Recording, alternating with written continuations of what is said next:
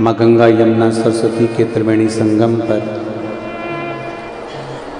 जहाँ पूरे विश्व के सनातन धर्म की ध्वजा इस त्रिवेणी संगम प्रयागराज से लहराती है, ऐसी पावन धरा पर बैठकर शिव महापुराण एवं इस त्रिवेणी की पावन धरा प्रयागराज के चारों तरफ विराजमान देवाधिदेव महादेव बड़े सौभाग्य का विषय है, जो प्रयागराज की इस पावन धरा से व्यासपीठ के नज़दीक में विराजमान आदरणीय परम पूज्य गुरुदेव सतुआ बाबा जी को नमन करते हैं। हमारा सनातन धर्म कह रहा है कि एक मांग का टीका, एक पादुका और एक छाता। इसलिए हमारे सनातन धर्म में जब किसी का मृत्यु हो जाती है या कोई किसी के घर में कोई उद्यापन करता है या कोई बड़ा आयोजन करता है या कोई पूजन कराता है, तो उसमें पद की महत्वता होती है। उस पद में दो चीजें बड़ी खास होती है, एक पांव की चप्पल और एक छाता।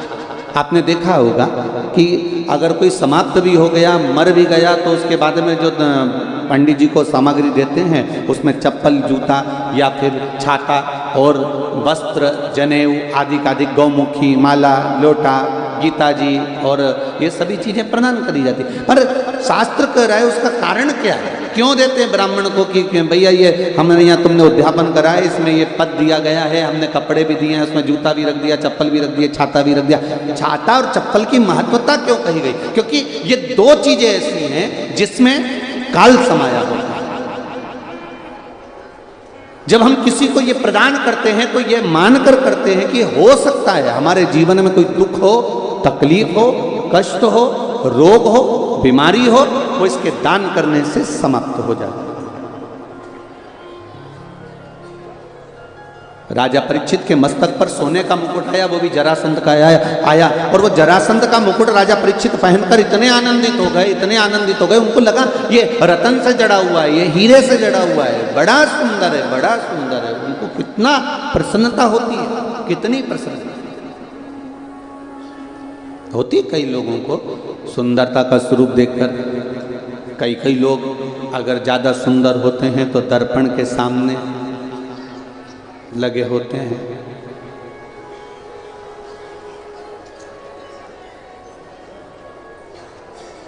एक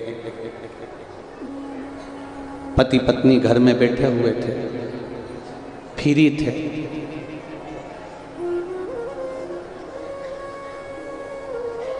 घर में घुस गई बहुत सारी मक्खी। दोनों को टेंशन हो गया, ये मक्खियां कहां से आ गई? कंपटीशन करते हैं कौन कितनी मारता है। दोनों ने कंपटीशन कर, पति ने भी मक्खी मारी, पत्नी ने भी मारी। पति 2 मक्खी मारकर लेके आया और पत्नी के पास आकर बोला मैंने 2 मार दी है। ये स्त्री है, ये पुरुष है।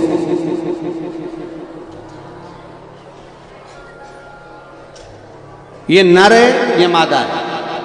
अब पत्नी को गुस्सा आ गया, कैसी मूर्खों जैसी बात करती हो, तुम्हें अकल है नहीं कि थोड़ी बहुत भी? क्या मक्खी भी स्त्री और पुरुष होती है? और तुम कैसे पहचाने मक्खी को कि ये स्त्री है, ये पुरुष है? अरे तुझे क्या मालूम, जो मक्खी ये मैं पकड़ के लाया हूं, ये कांच पे बैठी थी, दर्पण पे, और ये ऐसे ही घूम रही थी। तो मैं समझ गया था दर्पण पे चिपकी हुई है मतलब स्त्री ही है, पक्का। और ये जो मक्खी है घूम रही है, ये मैं समझ गया ये पुरुष है, इसको समझ। 3 चीजें हमारे यहाँ सब कभी किसी की नहीं है। जम के बोलो, पहला मांग का टीका, दूसरा पाँव की चप्पल और तीसरा छाता। ये 3 चीजें कभी नहीं लेनी किसी की। अगर आ भी जाए तो उसको वापस कर देना चाहिए। साहब ये आपका आ गया, लेकर जाए, पहुंचा दो उसको। अब राजा ने मुकुट धारण कर लिया, शमीक बाबा के आश्रम में पहुंच गए। ये सब आपने श्रीमद् भागवत कथा में सुना ही है। जल की याचना करी, बहुत प्यास लग रही है, पर जल की याचना करी, शमीक बाबा नेत्र बंद कर कर बैठे हुए थे और इनकी चित्तवृत्ति में आ गया कि ये ढोंग कर रहा है, ये प्रपंच कर रहा है। उसको ये दृष्टि में आया, फिर जल की याचना करी, महाराज हमको प्यास लगी है, पानी दे दीजिए, बहुत प्यास लगी है, थोड़ा जल हमको दे दीजिए, थोड़ा सा जल दे दीजिए। बार बार प्रयास करा गया, बार बार मांगा गया, पर जल नहीं मिला। अंत में क्रोध आया, मरा हुआ सर्प पड़ा था और बाण की नोक पर उठाकर बाबा के गले में डाल दिया, और जैसे ही डाला, डालने के बाद राजा चले गए। सूचना श्रृंगी बाबा को मिल गई, और वो श्रृंगी बाबा को जब सूचना मिली तो वो सूचना पाते ही श्रृंगी बाबा को क्रोध आ गया।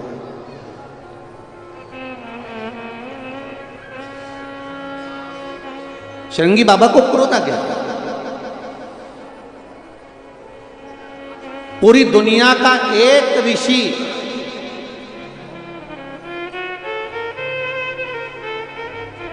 पूरी दुनिया का एक ऋषि ऐसा था, पूरी दुनिया में एक संत, एक साधु, एक सन्यासी, एक तपस्वी, एक साधक, एक उपासक, एक ऋषि ऐसे थे जो परमात्मा को पृथ्वी पर लाने के लिए अपनी जिंदगी तक दांव पर लगा दी थी। वो श्रृंगी ऋषि।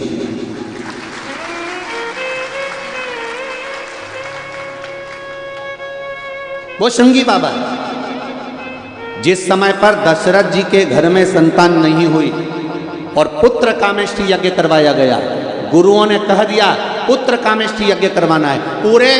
पूरी पृथ्वी पर सूचना करी गई, हर जगह पर सूचना गई कि यहाँ पर पुत्र कामेष्ठी यज्ञ करवाना है, पुत्र कामेष्ठी यज्ञ करवाना है, पुत्र कामेष्ठी यज्ञ करवाना है। एक से बढ़कर एक विद्वान थे, एक से बढ़कर एक तपस्वी थे, एक से बढ़कर एक साधक थे, एक से बढ़कर एक सन्यासी थे, एक से बढ़कर एक सारे के सारे संत महात्मा विराजमान थे। पूरे भारत की भूमि पर संतों को ढूंढा गया कि कोई आए और पुत्र कामेष्ठी यज्ञ करवा दे। चारों तरफ सूचना पहुंचाई गई कि कोई पुत्र कामेष्ठी यज्ञ करवा दे, और पुत्र कामेष्ठी यज्ञ करवाने के लिए कोई आगे नहीं आया। तब गुरु जी के पास में फिर सूचना गई। दशरथ जी ने हाथ जोड़कर कहा कोई पुत्र कामेष्ठी यज्ञ नहीं करवा रहा।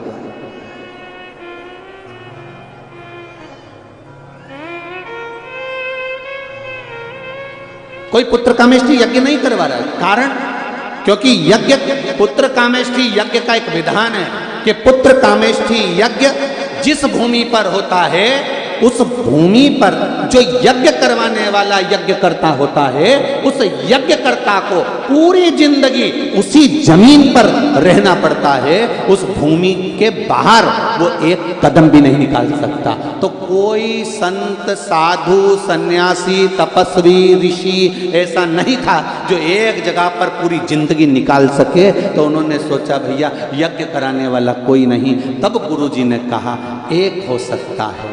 कौन? श्रृंगी को बुलाओ और पुत्र कामेष्ठी यज्ञ करवाओ। श्रृंगी के पास में खबर गई तो श्रृंगी ऋषि ने ध्यान लगाकर देखा कि गुरुजी ने खबर पहुंचाई है पुत्र कामेष्ठी यज्ञ की। गुरुजी मेरा कुछ हित चाहते होंगे, इसलिए यज्ञ करवा रहे होंगे। श्रृंगी बाबा ने तुरंत ध्यान लगाकर देखा कि गुरु की आज्ञा है और पुत्र कामेष्ठी यज्ञ करवाना है। उस परमात्मा को लाने की सामर्थ्यता गुरु में है और गुरु ने मुझको दी है, तो मैं एक भूमि पर पूरी जिंदगी निकाल सकता हूं, परमात्मा को पृथ्वी पर ला सकता हूं। इतने बड़े बड़े संत, वशिष्ठ बाबा जैसे कितने बड़े बड़े गुरु विराजमान थे, और बुलाया किनको? श्रृंगी बाबा को, श्रृंगी ऋषि को। कारण केवल इतना सा था कि उन्होंने अपना सर्वस्व देने के लिए तैयार हो गए। सर्वस्व, एक संत, एक साधु, एक सन्यासी, तपस्वी, साधक, उपासक, और एक जो भगवान का भक्त होता है वो अपना सर्वस्व देने को तैयार हो जाता है। पर उसमें कहीं कामना रह जाती है तो फिर वो सर्वस्वता नहीं दे पाता है। कहीं कामना रह गई, कहीं लोभ रह गई, आसक्ति रह गई, वासना रह गई, तृष्णा रह गई, तो नहीं दे पाए। महाराज जी, एक पत्र बड़ा सुंदर आया।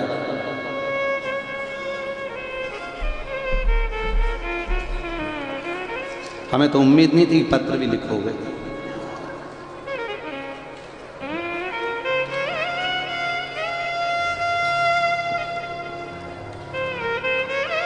शंभु शरण पड़ी घड़ी रे घड़ी दुख काटो दया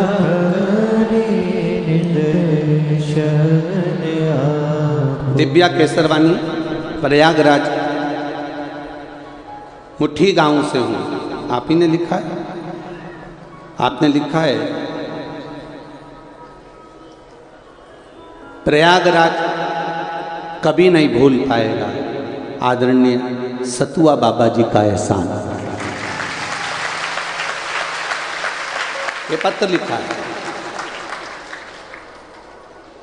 प्रयागराज वासी कई माताओं ने महाराज जी पशुपति व्रत करे हैं केवल इस शिव पुराण को थोड़ा सा सुनने के।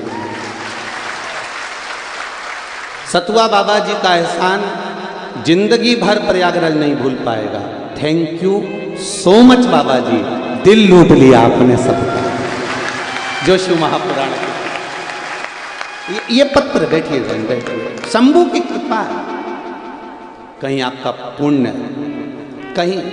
और मेरा निवेदन है, भले मैं मानता हूँ कि गेट लगा है, पर्दा लगा है, आपको हमारा दर्शन नहीं हो रहा होगा, हमको आपका दर्शन नहीं हो रहा होगा, पर एक फिल्म में एक शॉट देखा था बड़ा सुंदर, वो तुझसे मिलने के लिए तेरी कसम एक मुलाकात।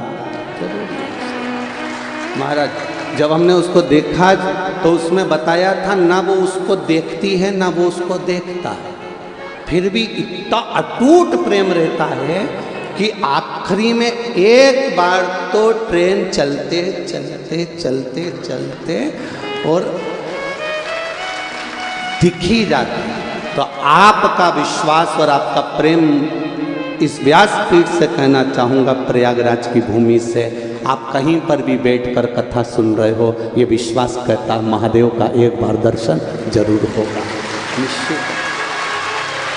ये पक्का है, आपका विश्वास नक्की है, आपका विश्वास पक्का है, भरोसा पक्का है। एक पत्र और है, देखिए। अब हाँ, तो यहाँ पत्र लिखने के लिए नहीं मिला होगा तो इसको कहीं प्रसाद बट रहा होगा, पोहा वगैरह। अब ये तो प्रयागराज का मेला है तो उन्होंने सोचा प्लेट अच्छी है अपनी, झूठी तो नहीं है। हाँ देखिए, ये तो पोया खा लिया, हमें क्या लगता अच्छा चला। मालती यादव, सत्ती चोरा, प्रयागराज से। आप ही हैं? दोनों हाथ हिला दो एक बार। श्री शिवाय नमस्तुभ्यम। मालती यादव, सत्ती चोरा, प्रयागराज से हूँ। गुरुजी, एक लोटा जल का दाना चावल का क्या महत्व है, ये क्या वर्णन करूँ गुरुदेव। मुझे बच्चेदानी में कैंसर हो गया था, हमारे घर में सब बहुत परेशान हो गए। तब मेरी बहन की बेटी ने बताया कि शिव महापुराण की कथा आस्था चैनल पर आती है, शिव कथा को सुनो। और मौसी, उस कथा को टीवी के सामने सुन लेना और टीवी के सामने ही भगवान से प्रार्थना करना। गुरुजी, हमने वही करना प्रारंभ करा। आपके बताए अनुसार शिव मंदिर जाते, एक लोटा जल चढ़ाते, बेलपत्री उठाकर लाते, उसको खा लेते, आचमन करते शिव जी के जल का। दूसरी बार जब हम डॉक्टर को दिखाने के लिए हॉस्पिटल गए तो डॉक्टर भी अचंभे में था, मेरा कैंसर ठीक हो गया। ये शिव तत्व। बैठिए बहन, बैठिए। श्री शिवाय नमस्कार। डॉक्टर भी अचंभे में था कि मेरा कैंसर ठीक हो गया। ये शिव तत्व है, ये शंकर औघड़ी। आप भले 2 दिन की कथा मिली है, 2 दिन का प्रवचन मिला है, 2 दिन का आप शंकर के गुणगान में बैठे हो। इस व्यासपीठ से विश्वास से कहता हूं, जिस कामना से आए हो यहां से खाली नहीं जाओगे, झोली भर कर। जिस कामना से आए, आपका भरोसा बस शिव के प्रति होना चाहिए, दृढ़ होना चाहिए। आदरणीय परम पूज्य 1000 संत श्रोमणी श्री रविशंकर जी महाराज जी के शिष्य आदरणीय ने कहा कि सतुआ बाबा कल के लिए भी और प्लानिंग कर रहे हैं कि कहाँ भरूं तुमको, है। तो ऐसा नहीं कि कहीं। और देखो प्रशासन ने कितनी व्यवस्था संभाली है, कितनी व्यवस्था। और ये बाबा की कृपा है, आप लोग पुलिस प्रशासन हो, आदरणीय प्रशासनिक जितने भी सदस्य हो, कितना भाव से आप लोगों को संभाल करके आप लोग आनंद से। और कई लोग ऐसे हैं जो खड़े हुए हैं बस कथा का रस तत्व लेने के लिए। जैसे आदरणीय महाराज जी कह रहे थे कि कल से आपके चेहरे पर बम फटाके फूट रहे हैं, बड़ी खुशियां हैं आपके चेहरे पर। ये तो शिव तत्व है, आनंद है और होना चाहिए। तेरे डमरू की धुन सुन के मैं काशी नगरी आई हूँ। तेरे डमरू की धुन सुन के मैं काशी। एक निवेदन, कैमरे से आप लोग थोड़ा दूर रहेंगे, बाकी के सब लोग अपनी जगह पर आनंद ले, मना नहीं। और कैमरे से, कैमरे के सामने वाला कोई नहीं खड़ा होगा। जय हो। मैं काशी नगरी आई हूँ। तेरे डमरू की धुन सुन के मैं काशी नगरी आई हूँ। तेरे डमरू की धुन सुन पीछे वाले भी दोनों हाथों से। काशी नगरी आई हूँ। मैं काशी नगरी आई हूँ। मैं काशी नगरी आई हूँ। मैं काशी नगरी आई हूँ। मैं काशी नगरी आई हूँ। मेरे भोले हो कम बोले, मैं काशी नगरी आई हूँ। मेरे भोले हो कम बोले मैं काशी जितने लोग रोड पर बैठे हैं दोनों हाथों से बड़े प्रेम के साथ। आई हूँ। तेरे डमरू की धुन सुन के मैं काशी नगरी आई हूँ। तेरे डमरू की धुन सुन के मैं काशी नगरी आई हूँ।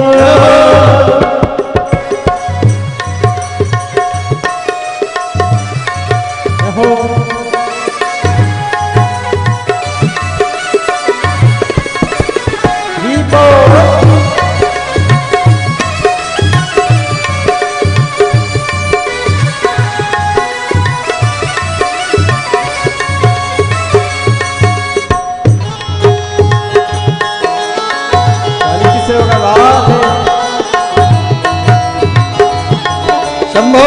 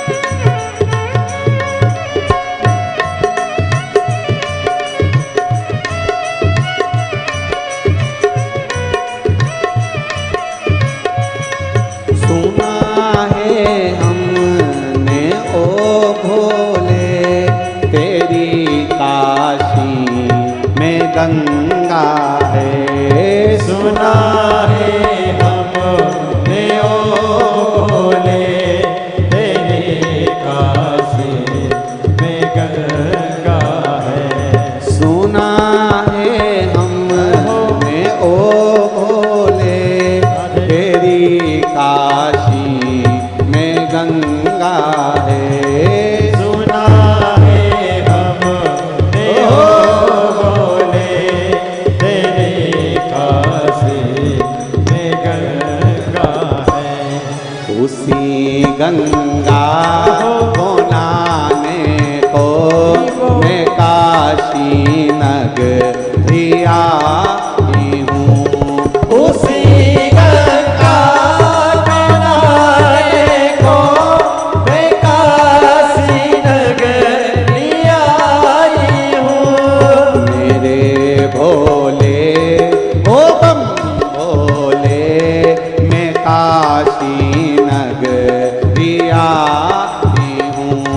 मेरे भोले ओ बम भोले मैं काशी नगरी आई हूँ। जय हो। दीपो हो प्रयागराज माघ मेला का प्रथम दिन शिव महाप्राण हो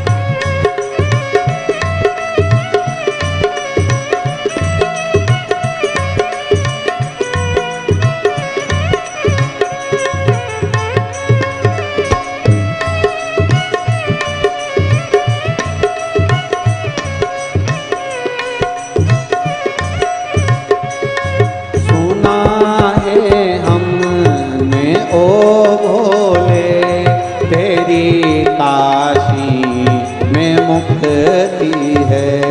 सुना है हमने ओ भोले तेरी काशी में मुक्ति है। सुना है हमने ओ भोले तेरी काशी में मुक्ति है। सुना है हमने ओ भोले तेरी काशी में मुक्ति है। उसी मोक्ति को पाने को मैं काशी नगरी आई हूँ। उसी मुक्ति को पाने को मैं काशी नगरी आई हूँ। मेरे भोले ओ बम भोले मैं काशी नगरी आई हूँ। मेरे भोले ओ बम भोले मैं काशी नगरी आई हूँ। शंभो।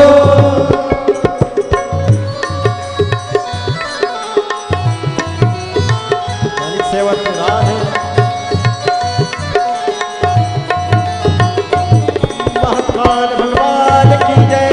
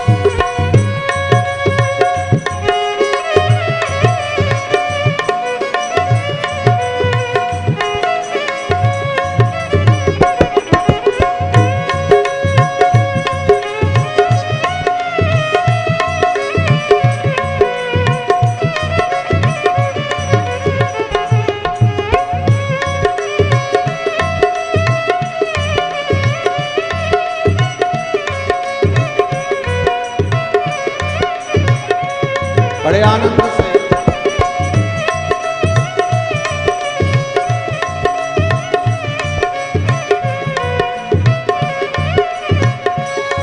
सुना है हमने ओ भोले तेरी काशी में गौरा है।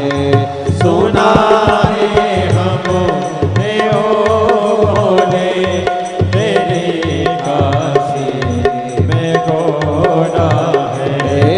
सुना है हमने ओ भोले तेरी काशी में गौरा है।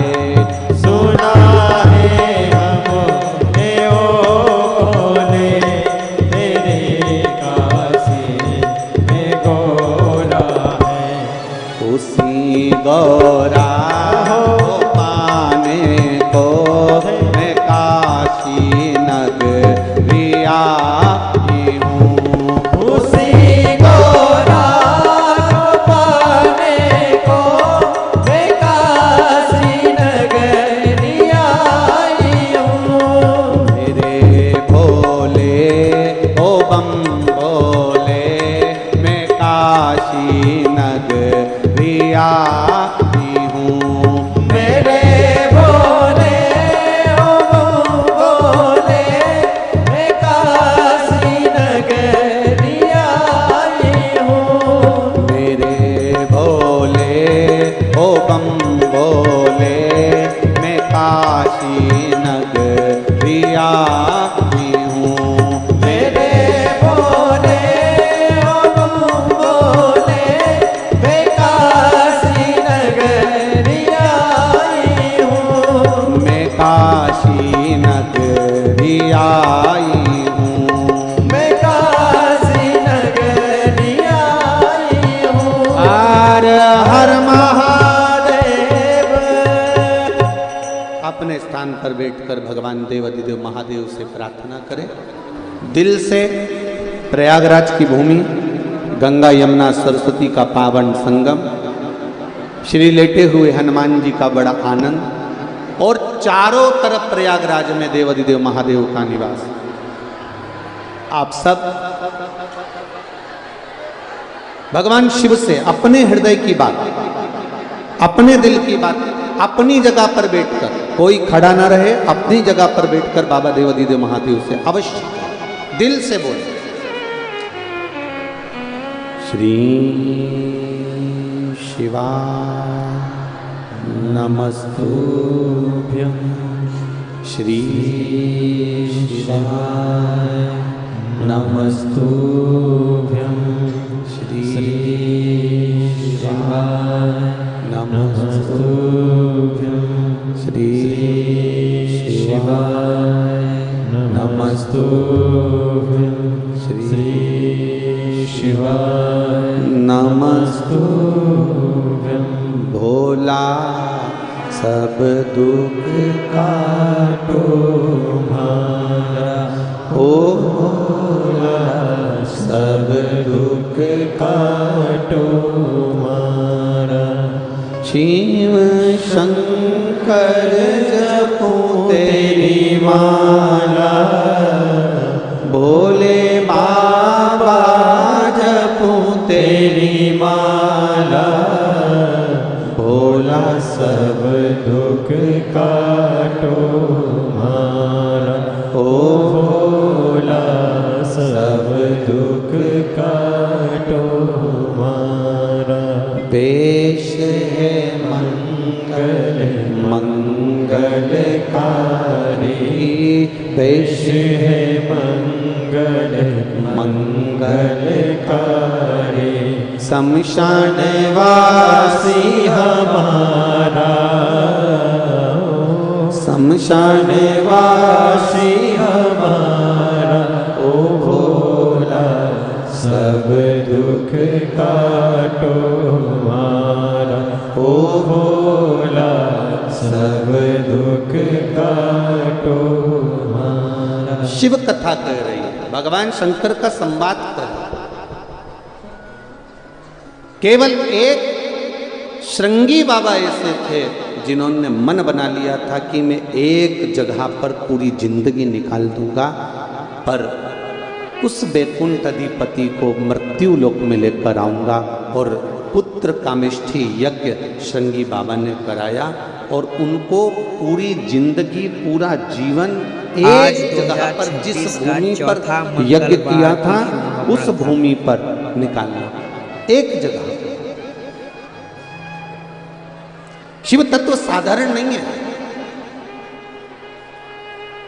भगवान शंकर की कथा साधारण नहीं। महाराज शिव कथा कहती है, रोज रोज किसी के घर जाओगे तो तुम्हारा मान घट जाएगा। बोलो सही है? मान घट जाएगा। रोज रोज अगर किसी के घर जाओगे तो तुम्हारा मान घटेगा, सम्मान घटेगा। पर शिव महापुराण की कथा कहती है, रोज रोज शिव के मंदिर जाओगे तो तुम्हारा मान और सम्मान दोनों बढ़ेगा। रोज रोज अगर आप शंकर के मंदिर जा रहे हो, रोज रोज शिवालय जा रहे हो, रोज शिव के द्वार जा रहे हो, तो तुम्हारा मान भी बढ़ेगा, सम्मान भी बढ़ेगा, इज्जत भी बढ़ेगी और नाम भी बढ़ेगा। और क्या वो दे सकता है? पूरी झोलियां भरकर भंडार भी भर देगा, ये निश्चित बात है। वो शिव है, औघड़ी है, दयालु है, दाता, खाली नहीं छोड़ता। हम मानते हैं जितना बड़ा प्रागण्य है प्रयागराज मेले के हिसाब से उतना बड़ा है, पर जरूरी नहीं कि आप सब अंदर आकर बैठे। आपको जहां जगह मिले बस बैठना जरूर उसके चरणारविंद, उसकी शिव महापुराण के सम्मुख में, उसके साक्षी में। कंकर शंकर की भूमि भले बिछात नहीं हो, रज में बैठना, क्योंकि ना जाने कौन सा कंकर हमारे जीवन को संवार कर शंकर के रूप में प्राप्त हो जाए। जहां मौका मिलता,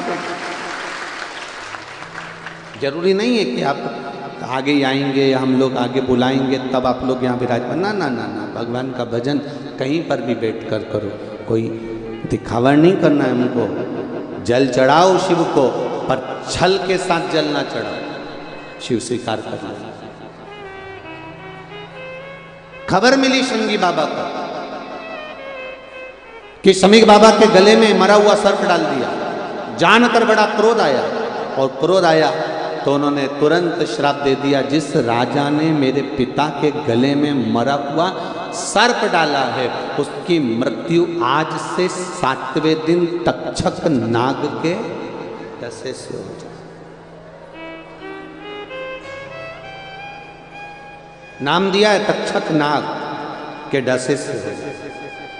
और जिस शिवालय की हम बात कर रहे हैं प्रयागराज की भूमि में, उसका नाम क्या है? तक्षकेश्वर महादेव। जरा ध्यान देना, वो कोई साधारण सा महादेव नहीं है जो प्रयागराज की भूमि पर बैठा है जनमानस का कल्याण करने के लिए।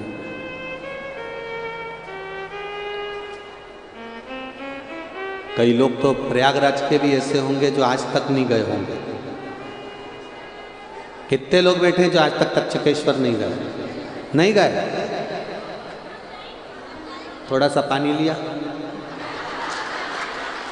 बाजू में से है?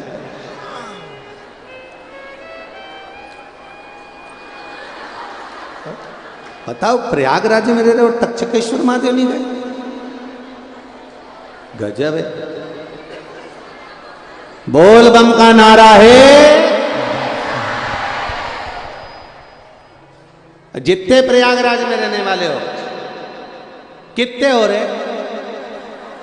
बहुत सारे। धर लो धर लो, बाकी धर धर। जाना चाहिए। तक्षक नाग के डसे से राजा परीक्षित के प्राण छूटना है, तक्षक नाग के डसे से। कितना विचार करिएगा जरा, हृदय में उतारिएगा जरा।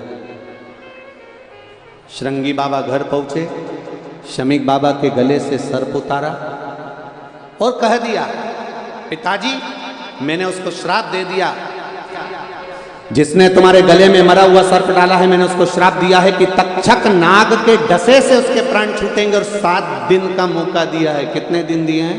7 दिन। और यही 7 दिन हमारी जिंदगी के हैं। रविवार, सोमवार, मंगलवार, बुधवार, गुरुवार, शुक्रवार, शनिवार, यही 7 दिन जिंदगी के मिलते हैं। रविवार को जन्म हुआ, सोमवार को बड़े हुए, मंगलवार को ब्याह हुआ, बुधवार को बच्चे हुए, गुरुवार को बीमार पड़े, शुक्रवार को हॉस्पिटल गए, शनिवार को सीताराम हो गए। 7 दिन पूरे निकल गए। 7 दिन पूरे चले गए। अब प्रयागराज वालों को कितने दिन मिले? 2 दिन। और कथा भी कब हो रही है? 4 बजे से 7 बजे तक। अब कितनी किस्मत लेकर आए हो तुम लोग, जरा विचार करिएगा। प्रदोष काल में गंगा जी का तट, यमुना जी का तट, सरस्वती का तट, और 2 दिन, मतलब दोनों पार्ट मिल रहा है, इधर से दिन का, उधर से रात का, और दोनों मिलकर ये प्रदोष काल में शिव महापुराण का पावन चरित्र श्रवण करने को 2 दिन मिला है। जितनी देर मिले, बाजू वाली भी अगर कछु बोले तो तुम मत बोलना, तो चुप रहो, क्योंकि एक तो 2 दिन, 7 दिन का 2 दिन मिलना कितना है। और उसमें भी ये बोलती जाए, तो कल से आए तो 4-6 टॉफी लिया ना, ये बोले कि मुंह में चुप। अब कथा सुनो कि मैं 2 दिन मिले हैं, बड़ी मुश्किल से मिले हैं, बड़े आनंद के मिले। और वो तो आदरणीय सतुआ बाबा जी को मैं धन्यवाद दूंगा, बहुत बहुत साधुवाद, जो प्रयागराज वालों के लिए उन्होंने ये 2 दिन बड़े आनंद के निकाल दिए। शिव कृपा, शंकर की करुणा। शिव महापुराण की कथा कहती है, सतुआ बाबा के सानिध्य में शिव महापुराण कथा, स्कंद पुराण, शिव पुराण, लिंग पुराण में सुंदर तक्षेश्वर महादेव का वर्णन आता है। तक्षक नाग डसेगा। पिता को बड़ा दिल दुखा कि बताओ, मेरे बेटे ने गलती कर दी, और उस राजा परीक्षित को, जिसने हमेशा सत्कर्म करा है, अच्छा कार्य किया है, जिसने भजन किया, कीर्तन किया, मंत्र जाप किया, जिसने सब अच्छा काम किया, बस एक ही बुरा काम किया कि उसने मेरे गले में मरा हुआ सर्प डाल दिया।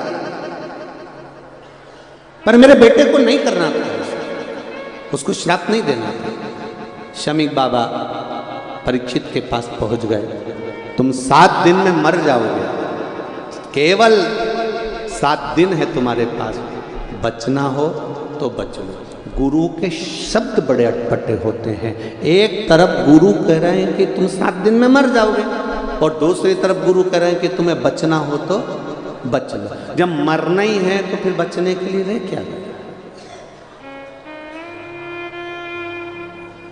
क्या रह गया बचने के लिए? पर गुरु के शब्द बड़े अटपटे होते हैं। गुरु ने कहा शरीर छूट जाएगा, पर ये आत्मा परमात्मा का भजन कर कर इसको अमर तत्व प्रदान कर लो, जिससे ये बाद में फिर जन्म ले। जगत गुरु शंकराचार्य जी कहते हैं, पुनरपि जननम पुनरपि मरणम के प्रपंच से छूटने के लिए शरीर मिला है। कोई तुमसे कहे कि तुम मेरे पास आ जाना, मैं ऐसा कर दूंगा कि जिंदगी में तुम्हारे पास दुख नहीं आएगा, तकलीफ नहीं आएगी, कष्ट नहीं आएगा, रोग नहीं आएगा, बीमारी नहीं आएगी, ये नहीं आएगा। मानव की देह मिली है, मनुष्य का शरीर 2 कारणों से मिलता है। एक, मनुष्य का शरीर मिलता है भगवान का भजन करने के लिए, और दूसरा मिलता है पूर्व के कर्म का भोग भोगने के लिए। अब चाहे तुम रोकर भोगो, चाहे हंस कर भोगो। कोई कितना ही कह दे,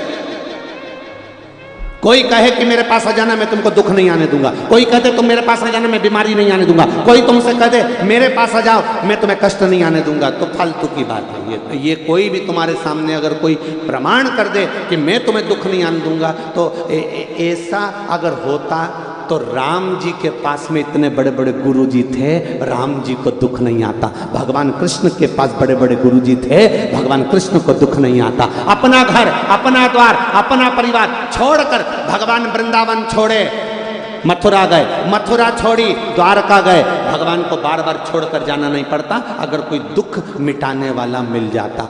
स्वयं के दुख स्वयं को भोगना है, स्वयं को मिटाना है। तो फिर लोग कहते हैं शिव महापुराण की कथा क्यों सुने, शंकर जी के मंदिर क्यों जाएं, शिव जी के पास क्यों जाएं? क्योंकि तुम्हारी घड़ी, तुम्हारा पल, तुम्हारा समय, तुम्हारा नक्षत्र, दिन रात, सुबह शाम, सब कुछ मेरे देव अधिदेव महादेव ने बनाया है। इसलिए उसको कहते हैं काल अधिपति। जिसने काल बनाया, काल मतलब समय, जिसने घड़ी बनाई, जिसने पल बनाया, जिसने नक्षत्र बनाया, उसको कहते काल अधिपति। इसलिए उसका नाम है महाकाल। काल अधिपति उसने घड़ी बनाई है, समय बनाया, नक्षत्र बनाया, पल बनाया, दिन बनाया, रात बनाया, जितने दिन बने, रविवार, सोमवार, मंगल, बुध, गुरु, शुक्र, शनि, ये घड़ी पल सब उसी ने बनाया, नक्षत्र उसने बनाया। तो जिसने घड़ी बनाई है, जिसने पल बनाया है, वो आपकी घड़ी को, आपके पल को सुधारना जानता है। ये हाथ में पहनने वाली घड़ी कपड़े की दुकान पर देकर आना और कहना भैया मेरी घड़ी सही कर दो। घड़ी को ले जाना, मेरी घड़ी खराब हो गई, किसी के पास में जाकर कहना कि हमारी घड़ी सही कर दो, नहीं करेगा। घड़ी को घड़ी की दुकान पर ले जाना पड़ेगा और घड़ी वाला तुमसे कहेगा मैं सेल डाल के देख लेता हूँ, चल जाएगी तो ठीक है, नहीं तो 7 दिन के लिए इसको यहाँ पे पटकना पड़ेगा। फिर किसी ने कहा साहब हमारे पास तो 7 दिन नहीं है, तो उन्होंने कहा 2 दिन पटक दो, मैं 2 दिन में भी सही कर दूंगा, प्रयास पूरा करूंगा कि मैं इसको 7 दिन की जगह 2 दिन में ठीक कर दूं। उसने कहा 2 दिन ले लो, 2 दिन में पंडित घड़ी प्रदीप सही मिश्रा कर जी के भक्त चैनल को सब्सक्राइब करें। 2 दिन में हमारी घड़ी सही कर दो। क्यों साहब मेरे को जाना है, मेरे पास ज़्यादा समय नहीं, मेरे मोहल्ले में शादी है तो मुझे बारात में जाना है, एक ही घड़ी है, अगर 2 होती ना तो चल जाती। तो उन्हें कहा साहब 2 दिन में सही कर दो। भैया तुम तो मेरे को जानते हो, पहचानते हो, अपने वाले हो, तुम इतना काम नहीं कर सकते? तो उन्होंने कहा ठीक है मैं 2 दिन में सही कर दूंगा। उन्हें ली घड़ी को और घड़ी की पूरी मशीन निकाल के उसके पेट्रोल में डाल दी। तुम देखना इतनी बड़ी कटोरी में कुछ पेट्रोल रहता, पूरी मशीन निकाल के उसमें डाल दी और निकाल के डालने के बाद 2 घंटा 3 घंटा उसको पड़ी रहने दी। पड़ी रहने के बाद उसने दूसरे दिन फिर घड़ी को निकाला और निकाल के उसको ब्रश से घिसा, घिसकने के बाद में फिर उसमें सेल डाला तो वो चल गई। अब उसको समझ में आया तो अपन को भी यही करना है, आज सबको पेट्रोल में डुबो दो, मतलब भक्ति में डूब जा, और डूबने के बाद कल तुमको जब घिसा जाएगा निश्चित है मेरा शिव मिल जाएगा। घड़ी सवर गए, सुधर गए।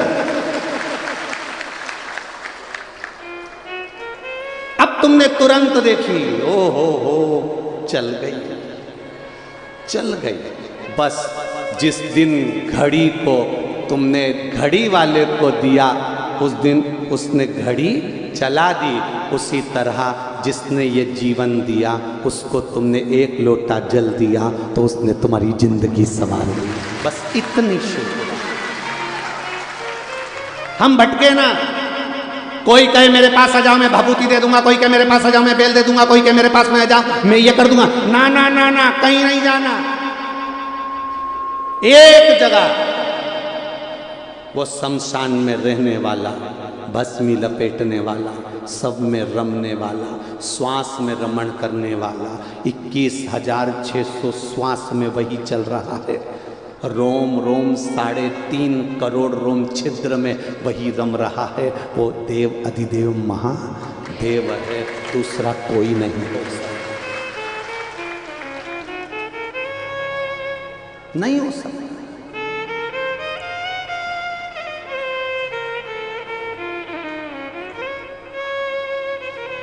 मरने वाले को क्या चाहिए?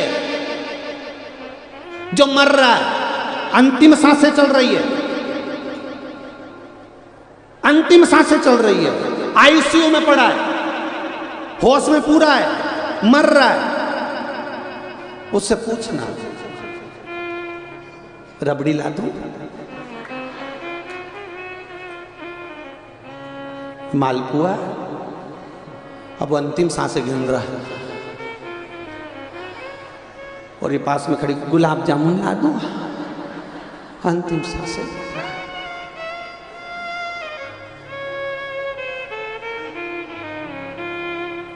इतने में अगर वो उसको होश आ जाए, थोड़ा बहुत भी बोल जाए, तो एक ही बात कहेगा, एक धर के थप्पड़ दूं, मेरी श्वास वापिस ला दे। इतने में तो वो भी कहेगी मैं कहाँ से लाऊं, मैं रबड़ी ला सकती हूँ, गुलाब जामुन ला सकती हूँ, इमरती भजिया पकौड़ा ला सकती हूँ, पर श्वास नहीं ला सकती। पर श्वास वापिस भी वो ला कर दे सकता है जिसने दी थी, वो देव अधिदेव महादेव। एक पत्र आया,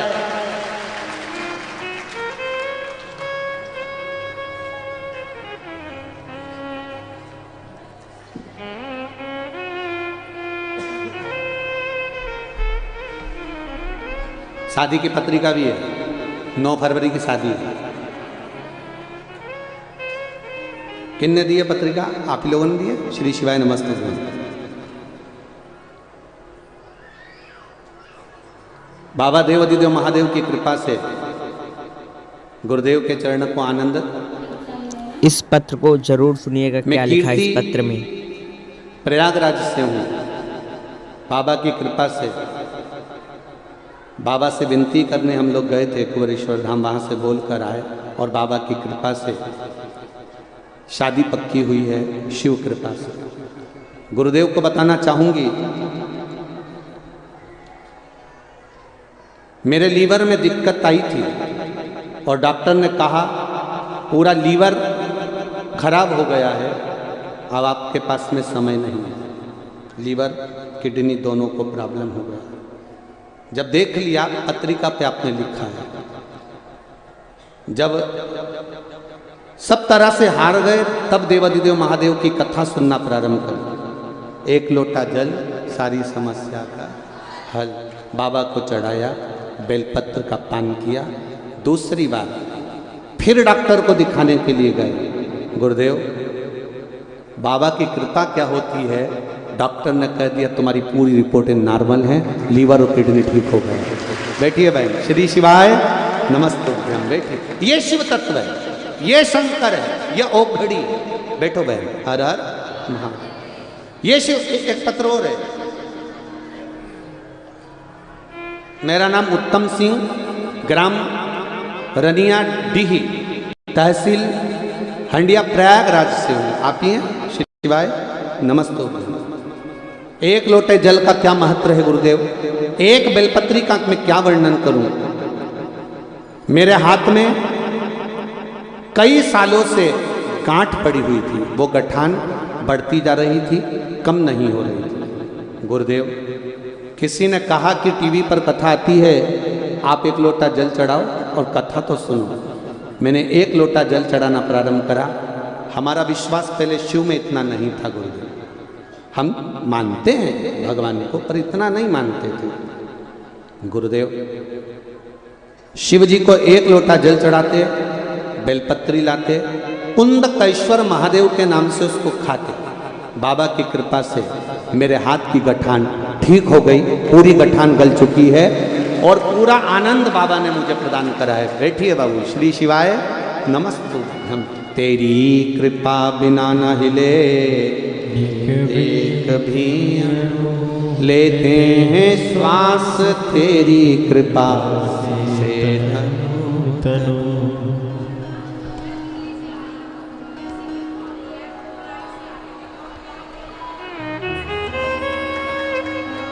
माता जी कह रही हैं मैं दिल्ली से आई हूँ, बाबा ने इतनी कृपा कर दी कि बस उनको धोख लगाने के लिए आई हूँ। श्री शिवाय नमस्तुभ्यम। बैठिए। तेरी कृपा बिना न हिले एक भी अणु, लेते हैं श्वास, तेरी कृपा से तनु तनु। बखान क्या करूं मैं राखों के ढेर का चपटी बबूत में खजाना कुबेर का। हे गंगधार मुक्ति द्वार ओमकार तू, भोले ओमकार तू, आयो शरण तिहारी शंभु। तार तार तू। ये उसकी कृपा से है। इसमें सियोर वाला महाराज ने कुछ नहीं करा और ना सियोर वाला महाराज कुछ कर सकता। दुनिया का दुख मिटाने की गारंटी केवल मेरे देवाधिदेव महादेव के पास है, बाकी के किसी के वो मिटाएगा। दुनिया के एक चोर चोरी करने आया और उसको कुबेर बना देता, वो रावण सोने की लंका लेकर चले जाता है।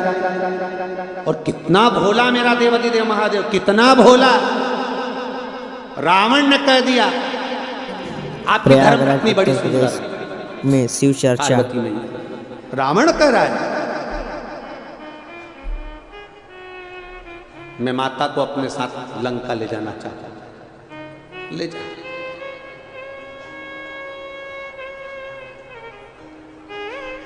ले जा।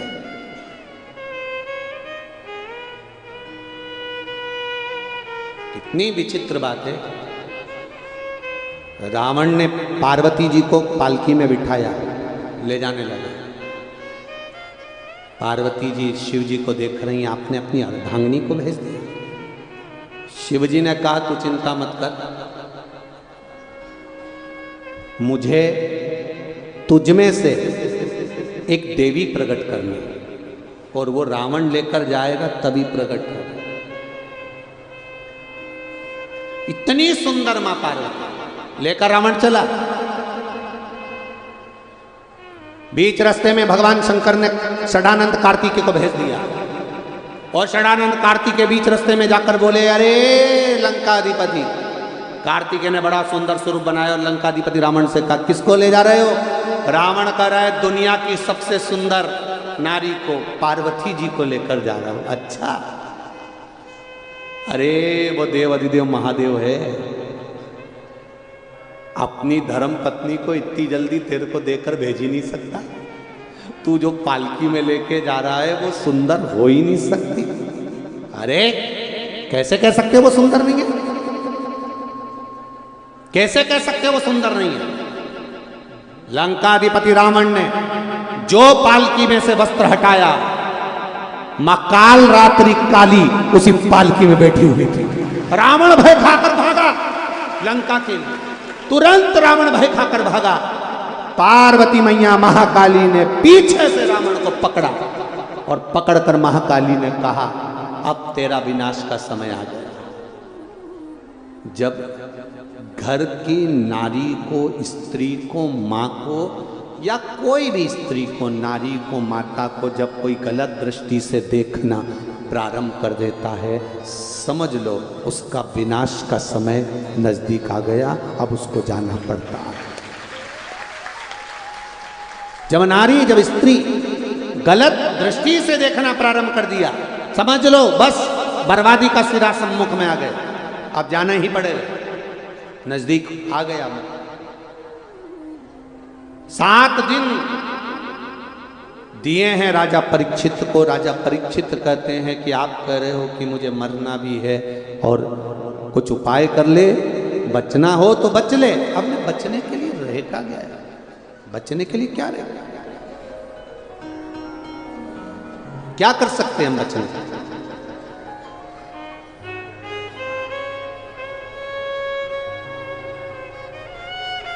क्या करें हम?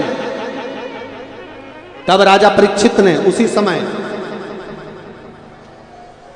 राजा परीक्षित ने उसी समय अपना पूरा राजपाट अपने बच्चों को दिया और भगवान का भजन करने के लिए बाहर निकल गए। कोई कह रहा है कि यज्ञ करो, कोई कह रहा है अनुष्ठान करो, कोई कह रहा है ये करो, कोई कह रहा है वो करो। उसने कुछ नहीं करा, केवल करा सुखदेव जी महाराज के चरणों में जाकर बैठा। 7 दिन श्रीमद् भागवत कथा श्रवण करी, मतलब अपने चित्त को परमात्मा से जोड़ने का प्रयास करा। चित्त को परमात्मा से और जुड़ा।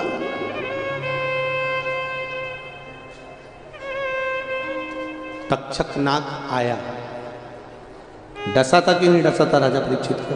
बोलो बोलो, भागवत सुनिए ना। डसा। कांच के महल में राजा को रखा गया, परिंदा भी पर नहीं मार सकता, माघ मेला ऐसी में आज सेफ्टी राजा की करी गई। पर अनार का रस अंदर जा रहा था और गिलास की नीचे जो पेंदी थी उस पेंदी के अंदर चिपक कर गया। पहले जो गिलास होते थे उन गिलास में नीचे से किनोर होती थी, आजकल तो एकदम फ्लैट होते हैं, पर नीचे किनोर होती थी। उस किनोर के अंदर फंस कर तक्षक नाग गया, उसके अंदर फंस गया। और नाग ने जैसे ही राजा को देखा और नाग ने डस लिया। राजा परीक्षित सर्प को देख रहा है, सर्प परीक्षित को देख रहा है। दोनों एक दूसरे को देख रहे हैं। मरने से पहले किए गए कर्म की पूरी फिल्म दिखाई जाती है। मृत्यु के पहले तुम्हें देखना पड़ेगा तुमने क्या करा। माता के गर्भ से जन्म लेने के बाद आंख खोलते ही मरते समय तक तुमने कौन कौन सा कर्म करा वो तुम्हें दिखाया जाएगा। इसलिए बार बार आपको भजन में कहा जाता है, मत बुरे कर्म कर बंदे वरना पछताएगा, भगवान की आंखों से तू बच नहीं पाएगा, तू बच नहीं पाएगा। अरे ओ अज्ञानी मत कर नादानी, तेरे कर्म का फल भी तू ही पाएगा, जैसा किया तूने तेरे आगे आएगा। मत बुरे कर्म कर बंदे वरना पछताएगा, भगवान की आंखों से तू बच नहीं पाएगा, तू बच नहीं पाएगा। आप दुनिया के सामने छल कर सकते हो, आप दुनिया के सामने कपट कर सकते हो, आप दुनिया के सामने बेईमानी कर सकते हो, आप कितना भी कैसा भी छल बेईमानी कपट प्रपंच कर रहे हो दुनिया के सामने कर सकते हो, और उसके सामने नहीं।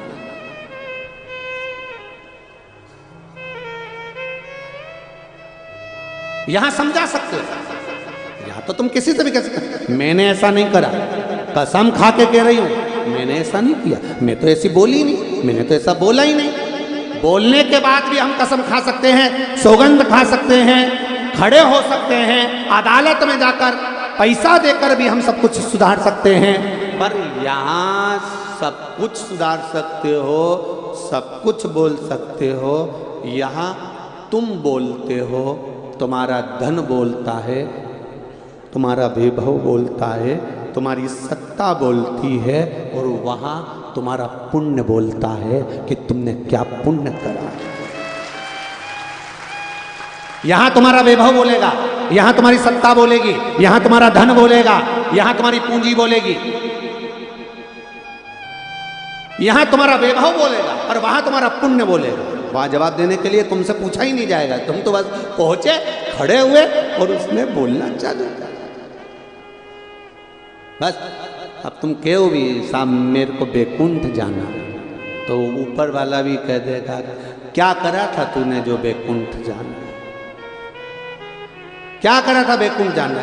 मैंने प्रयागराज का जो मेला होता है माघ महीने का, मैं उसमें गई थी त्रिवेणी नहाने। अच्छा अभी रुक, उन्होंने तुरंत टीवी चालू करी और तुमको दिखा दिया, अब देख ले तू त्रिवेणी नहा रही है, देख ले तू अच्छे से। इतने में वो मुस्कुरा के बोली तुम देख लो नारी की नहीं नारी, ठीक है नहाए, अच्छे से देख लो नाई की नहीं। 27वां दिन देख भगवान अब मुझे बैकुंठ भेजो। भगवान ने कहा नरक जाएगी, नरक काय को बैकुंठ जाएगी। अभी तो दिखाया मैंने कि मैंने त्रिवेणी नहाई, और तुम कह रहे हो नरक जाएगी। इतने में यमराज ने कहा तू नहाई कि नहीं नहाई? हाँ नहाई। तो फिर मेरे को बैकुंठ भेजो। यमराज बोले तू नरक जाएगी, तू बैकुंठ जा ही नहीं सकती, पक्का है बिल्कुल एकदम 100%। तो तुम देखे हो ना मैंने नहाई हूं? हाँ देखा। तो फिर मुझे बैकुंठ क्यों नहीं भेजते? इतने में यमराज ने कहा आगे का तो देख, रुक जा। नहाई, हाओ। बाहर गई, हाओ। कपड़े लाई, हाओ। त्रिवेणी में धोए, हाओ। नरक जा। जा। अब बोलो तेरा क्या होगा रे कालिया? अब बोलो। थोड़ा सा पानी उस त्रिवेणी में से बाहर ले जाती, धोती, पटक देती वहां पानी को ऊपर ही, परंतु तूने वही कपड़े को वही और उसी में निचोड़ रही, उसी में, और तिलक मिलक लगा के छोटी मोटी कर ली वहीं बैठ के, और बाल महाल सब ऊंच के, और सारा टूटा हुआ बाल वहीं पटक के, और कह रही गंगा मैया मुझ पे कृपा करना। गंगा बोली अगली बार आ तू। आना मेरे मोहल्ले में दूसरी बार आ तू, प्रयागराज तेरे से निपटूंगी बाद में। जो घर गई, घर जाने के बाद फिर अगले साल प्रयाग का मेला आया। मेरे को प्रयागराज जाना है पर मेरी हापड़ी चल रही है। इतने में तो तुरंत पति ने कहा रेंद एक बार नहाया ही ना। गंगा जी ने कहा अब मत आना, तू अच्छे से आती ना तो ऊपर वाला भी कहेगा अब जा स्वर्ग की नरक, अब तुम कहाँ जाओगे? तुम वैसे तो मेरे को उम्मीद है तुमने नहीं निचोड़ा होगा, इतना विश्वास तो मेरे को है। कहीं नल लगाए होंगे ना, प्रशासन ने नल लगाए। अपना स्नान करने के बाद कपड़ा नल पर जाकर धो, पर मेरी गंगा और यमुना और सरस्वती में मत धो। स्वच्छ है, साफ रखो। ये वो पवित्र माँ है जिसकी पवित्रता का आज भी आनंद है महाराज। ये पवित्र माँ, इसकी पवित्रता का ध्यान रखना हमारा कर्तव्य। कोई कपड़ा धो रहा है, हम देखकर अनदेखी कर देते हैं। नहीं नहीं, कपड़ा क्यों धो रहा है? इस कपड़े को ले जा बाहर नल में धो। हम नहीं बोलेंगे तो कौन बोलेगा? प्रयाग हमारा है और ये गंगा यमुना सरस्वती हमारी है। हम अपनी माँ को पवित्र देखना चाहते हैं, उसका पवित्रता में नहीं देख सकते। हमको बोलना पड़ेगा। क्या धो रहे हो ये कपड़े? अपने कच्छे क्या धो रहे हो? इस गंगा के जल में, इस गंगा के, वो गंगा, वो त्रिवेणी, वो त्रिवेणी, वो गंगा साधारण नहीं। पृथ्वी का पुत्र मंगल ग्रह, कौन सा ग्रह? मंगल ग्रह, जिनकी धर्म पत्नी का नाम था शकित, और मंगल ग्रह की धर्म पत्नी शकित एक दिन मंगल के पास में आई, और मंगल ग्रह की धर्म पत्नी शकित जब मंगल के पास में आई और शकित ने कहा, शकित ने एक प्रश्न किया, मंगल ग्रह की धर्म पत्नी शकित ने एक प्रश्न किया। वो प्रश्न था बड़ा भारी, जो संपूर्ण विश्व के कल्याण के लिए है। मंगल ग्रह की धर्म पत्नी ने प्रश्न किया कि संसार के लोग, संपूर्ण विश्व के लोग, वो कौन सा स्थान है जिस स्थान पर पूरा विश्व का व्यक्ति मंगलवार की शिव पुराण कथा आज की, बस केवल पांव रख दे और उसके संपूर्ण पाप नष्ट हो जाएं, और उसको बैकुंठ धाम नहीं, गौलोक धाम, गौलोक धाम मतलब जहां भगवान कृष्ण राधा जी के साथ में आज भी रास करते हैं, उस रास मंडली में को राधा के साथ में हम भी खड़े होकर कृष्ण के साथ रास करें, ऐसी पवित्र वो भूमि कौन सी है? वो पवित्र भूमि कौन सी है? जब शकीत ने मंगल से पूछा, अपने पति से पूछा, तो मंगल ग्रह अपनी मां पृथ्वी के पास जाते हैं और माता पृथ्वी से कहते हैं, पृथ्वी मैया सारे तीर्थ आपकी इस पृथ्वी पर बसते हैं, सारी पवित्र नदियां इस पवित्र नदियां इस पृथ्वी पर बसती है। हे मां, मंगल ग्रह अपनी मां से कह रहा है पृथ्वी से कि तुम्हारी बहू ने, शकीत ने पूछा है कि वो कौन सी भूमि है जिस भूमि का मात्र स्पर्श हो जाए तो व्यक्ति बैकुंठ नहीं गौलोक धाम जाता है और भगवान कृष्ण के साथ में रास करता है। उसे बैकुंठ का सुख नहीं, रास करता है। और रास कर कर जब वो थक जाता है तब भगवान कृष्ण बंसी बजाकर सुनाकर उसकी थकान को समाप्त कर देते हैं और उसके लिए ताजा ताजा सुंदर दूध लाकर भगवान कृष्ण स्वयं देते हैं। ऐसी पवित्र भूमि कौन सी है? तब माता पृथ्वी ने कहा, वो पवित्र भूमि है प्रयागराज की भूमि, जहां त्रिवेणी का संगम। वो पवित्र भूमि है प्रयागराज की भूमि, जहां पर व्यक्ति स्नान करे ना करे, गंगा यमुना सरस्वती में नहाए ना नहाए, कहीं जाए ना जाए, पर उस प्रयागराज की भूमि में मात्र उसका स्पर्श, मात्र उसकी रज, मात्र उसकी धूल, अगर प्रयागराज की भूमि की धूल पृथ्वी मां अपने पुत्र मंगल को कह रही है कि तुम शकीत को, अपनी पत्नी को जाकर कहना कि प्रयागराज की मात्र धूल भी शरीर से लग जाती है तो गौलोक धाम मिल जाता है। ये वो प्रयागराज की भूमि जिसका वर्णन तुलसीदास जी ने अपनी रामचरितमानस में भी करा कि त्रिवेणी के संगम पर संत बैठकर साधु चर्चा कर रहे हैं, सत्संग कर रहे हैं, आनंद कर रहे हैं। क्यों तुलसीदास जी लिख रहे हैं? क्योंकि ये भूमि साधारण नहीं है। वहां ये नहीं कहा कि त्रिवेणी का स्नान कर रहे हैं, वहां कहा त्रिवेणी के घाट पर बैठकर हरि चर्चा कर रहे हैं, सत्संग कर रहे हैं, भजन कर रहे हैं, कीर्तन कर रहे हैं। क्योंकि बैठकर, वहां शब्द लिखा है बैठकर हरि चर्चा कर रहे हैं। इतने इतने ऋषि वहां बैठते, संगम करते, बैठते। बैठने का मत, अभी आपको कहा था कि जहां मौका मिल जाए, रोड पर जगह है तो रोड पर बैठ जाओ, रोड पर जगह है तो रोड पर बैठ जाओ, जहां जगह मिल जाए वहां बैठो, थोड़ी देर रमण करो, शिव कथा का स्मरण करो। ये प्रयागराज की धरा है, जिस धरा पर आकर हमें गलत कार्य नहीं करना है। कई लोग तो यहां एंजॉय करने आते हैं, मेला देखने आए हैं, एंजॉय करने आए हैं, कुरकुरे का पैकेट लाए, फाड़ा, खाया, पटक दिया। त्रिवेणी घाट पर कथा हो रही, पैकेट पटक दिया, जमीन पर जा रहे, जाते जाते भी मुंह में गुटखा भरा, पिचकारी मार, दूसरा व्यक्ति आया, लांग कर गया, लांग कर गया। कितना गरुड़ पुराण में कहा गया है, गरुड़ पुराण जरा जरा ध्यान से सुनोगे तो मालूम पड़ेगा कि किसी पवित्र भूमि पर केवल थूकने का भी कितना दोष है। ये गरुड़ पुराण कहती है कि केवल थूक भी दिया और वहाँ से संत, साधु, सन्यासी, तपस्वी, साधक, भगत निकल रहे हैं, तुम्हारा थूक पड़ा हुआ है, उसको लांग रहे हैं, तो जरा विचार करिएगा कि कितना भोगना पड़ता है केवल वह थूक देने पर गलत। जरा विचार करिए।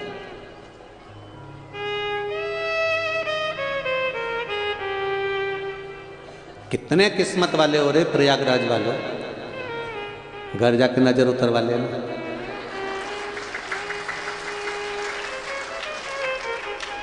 नजर ना लग जाए आपको। त्रिवेणी का संगम, रज,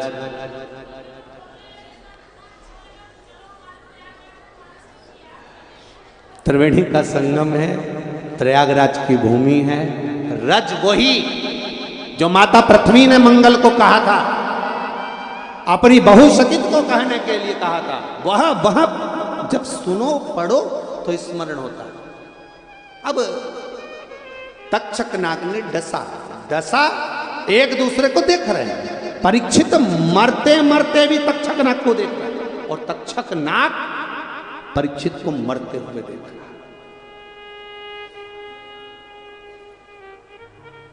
दोनों एक दूसरे को देख, मनोदशा। मरने वाले को क्या चाहिए? गुलाब जामुन, रबड़ी और पेड़ा नहीं। मरने वाले को चाहिए थोड़ी श्वास मिल जाए। परीक्षित मर रहा है, प्राण छूट रहे हैं परीक्षित के।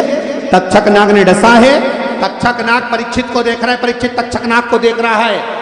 मरते समय दुनिया के लोग भगवान से श्वास मांगते हैं, मुझे थोड़ी और श्वास दे दो, मुझे बचा लो, मुझे और दे दो, अच्छे डॉक्टर को दिखा दो, मैं और उम्र बन जाए, मेरी और उम्र मिल जाए, मुझे और उम्र मिल जाए। अभी संतों की जो कथा चल रही थी कंजरी में, तो उसमें हमने वर्णन करा था आयुष्मान भव और चिरंजीवी भव, दोनों में अंतर होता है। आयुष्मान भव, दुनिया के लोगों को लगता है जैसे आशीर्वाद दिया कोई आयुष्मान भव कह दिया। आयुष्मान भव मतलब उम्र बढ़ जाए। क्या करोगे इतनी लंबी उम्र का? मुंह में से सोफा सेट चले गया, शरीर में आंतड़ियां नहीं बची, हाथ थर थर कांप रहे, आंखों से दिख नहीं दिया, कानों से सुनाई नहीं दे रहा, मुंह में खाने के लिए बत्ती सी नहीं बची, और ये पुराना आशीर्वाद मिला था, मेरी इतनी लंबी उम्र हो गई, आयुष्मान भव, उम्र लंबी हो गई, पर शरीर थोड़ी ना ठीक रहा। 90 साल, 95 साल, 100 साल कांप रहे हो, थर थर कांप रहे हो, भगवान से कह रहे हो मुझे उठा ले, सड़ रहा हूं पलंग पर, वेंटिलेटर पर पड़ा है, सड़ रहा है, पड़ा है, पर भगवान से कह रहा उठा ले। भगवान के कैसे उठाऊं? इसकी काकी ने आशीर्वाद दिया था आयुष्मान भव, इसलिए पड़े रहने दो, उम्र बढ़ा दी, पर शरीर वैसे ही रहा। इसलिए दूसरा आशीर्वाद होता है चिरंजीवी भव। चिरंजीवी भव का मतलब है पंडित प्रदीप मिश्रा जी की शिव महापुराण कथा, दम तक वैसे की वैसे ही रहो, सड़ना नहीं, गलना नहीं, बेकार नहीं होना। चिरंजीवी भव, जैसे आज हो आखिरी तक रहना, जैसे तंदुरुस्त, सुंदर, फुर्तीले आज हो, मरते दम तक रहना। इसको कहते हैं, जम के बोलो जरा, चिरंजीवी भव।